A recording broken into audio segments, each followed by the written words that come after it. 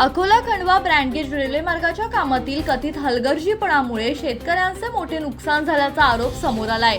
योग्य पाणी निचऱ्याची व्यवस्था न केल्याने हिवरखेड परिसरातील तब्बल 300हून अधिक एकर शेती पाण्याखाली गेली असून बळीराजावर मोठे आर्थिक संकट ओढावले आहे।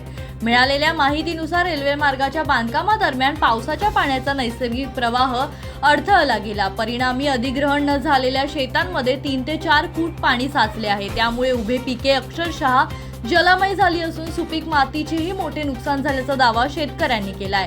या गंभीर समस्येबाबत अनेक वेळा संबंधित प्रशासन आणि रेल्वे विभागाकडे तक्रार करण्यात आली, मात्र कोणतीही ठोस उपाययोजना न झाल्याने संतप्त शेतकऱ्यांचा संयम अखेर संपला।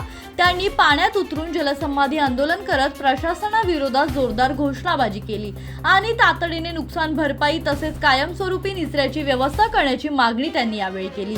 या आंदोलनामुळे परिसरात काही काळ तणावाचे वातावरण निर्माण झाले असून आता प्रशासन आणि रेल्वे विभाग या प्रश्नावर काय भूमिका घेतं, शेतकऱ्यांना नुकसान भरपाई मिळते का आणि पाण्याच्या निचऱ्याचा प्रश्न कधी मार्गी लागतो याकडे संपूर्ण परिसराचं लक्ष लागलंय।